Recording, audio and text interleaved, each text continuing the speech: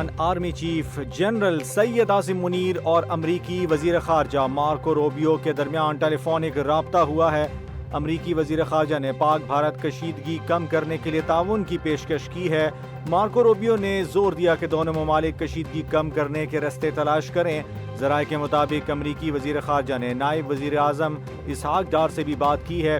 اسحاق ڈار نے واضح کیا ہے کہ بھارت نے اگر مزید جارحیت کی تو پاکستان کا جواب مزید سخت ہوگا۔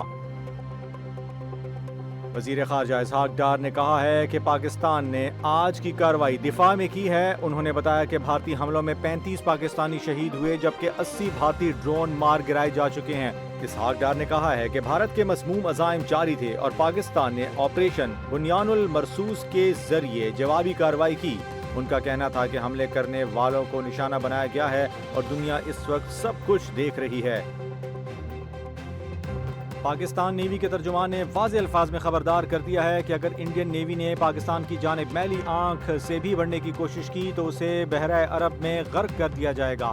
ترجمان نے کہا کہ دشمن کے کسی بھی مس ایڈونچر کا منہ توڑ جواب دینے کے لیے پاک بحریہ ہر دم تیار ہے۔ انہوں نے کہا کہ جس طرح پاک فضائیہ نے دشمن کو چاروں شانے چت کیا ہے اور بھارت اپنے طیاروں کا ملبہ تک دکھانے سے گریز کر رہا ہے، اسی طرح پاک بحریہ بھی اپنی صلاحیتیں دکھانے کے لیے پوری طرح تیار ہے۔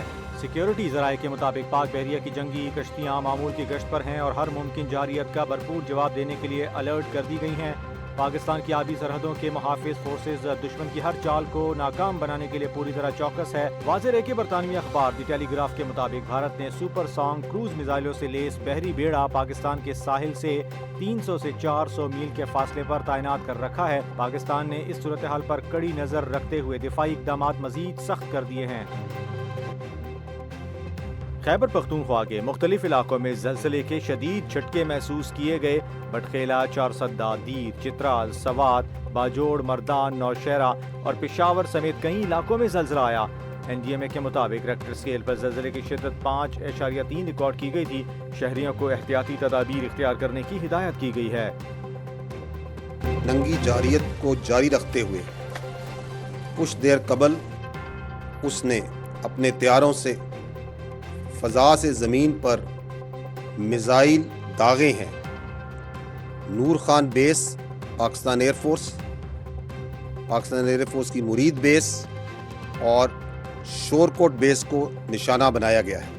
پاکستان نے بھارتی جارحیت کے جواب میں مؤثر اور بھرپور جوابی کارروائی کا آغاز کر دیا۔ سیکیورٹی ذرائع کے مطابق آپریشن بنیان المرصوص کا آغاز کر دیا گیا ہے، جس کے تحت بھارت کے اندر متعدد اہم اہداف کو نشانہ بنایا گیا ہے۔ بیاس کے علاقے میں براموس سٹوریج سائٹ کو مکمل طور پر تباہ کر دیا گیا ہے۔ اسی طرح پٹھان کوٹ میں بھارتی ایئر فیلڈ اور ادھمپور ایئر بیس کو بھی میزائل حملوں کے ذریعے نشانہ بنایا گیا ہے۔ ذرائع کے مطابق بھارت کی سپلائی ڈپو اڑی کو بھی تباہ کر دیا گیا ہے۔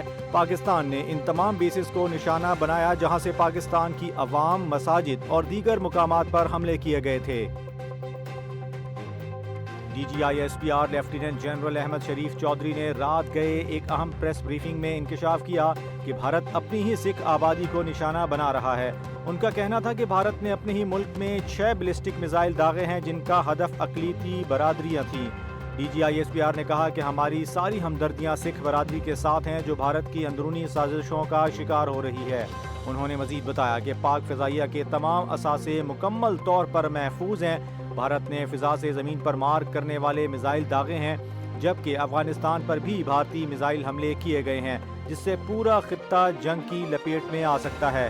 لاہور کے نواحی علاقے نارنگ منڈی اور شیخوپورہ کے سرحدی گاؤں جے سنگھ والا میں پاکستان نے بھارتی ڈرون مار گرائے۔ خوش قسمتی سے کسی قسم کا جانی یا مالی نقصان نہیں ہوا، تاہم ڈرون گرنے سے کھیتوں میں آگ بھڑک اٹھی جس پر فائر بریگیڈ نے بروقت قابو پا لیا۔ DGISPR نے واضح الفاظ میں کہا کہ افواج پاکستان بھارتی جارحیت کا بھرپور اور مؤثر جواب دے رہی ہے اور دشمن کی ہر سازش کو ناکام بنایا جا رہا ہے۔ پاکستان اب تک بھارتی ڈرون حملوں کی 77 کوششوں کو ناکام بنا چکا ہے۔ بھارت کی جانب سے پاکستان کی ایئر بیسز پر میزائل حملوں کے بعد پاکستان ایئرپورٹس اتھارٹی نے ملک بھر میں فضائی ایمرجنسی نافذ کر دی ہے۔ تمام ایئرپورٹس پر فلائٹ آپریشن دوپہر 12 بجے تک معطل کر دیے گئے ہیں۔ اس حوالے سے باقاعدہ نوٹم بھی جاری کر دیا گیا ہے۔ ایئرپورٹ اتھارٹی کے مطابق صبح 3:15 سے دوپہر 12 بجے تک ملک بھر کے تمام ایئرپورٹس ہر قسم کی پروازوں کے لیے بند رہیں گے۔ کسی بھی تجارتی، نجی یا کارگو پرواز کی روانگی یا لینڈنگ کی اجازت نہیں ہوگی۔ اتھارٹی کا کہنا ہے کہ صورتحال پر مسلسل نظر رکھے ہوئے ہیں اور فلائٹ آپریشن کی بحالی کا فیصلہ حالات کے مطابق کیا جائے گا۔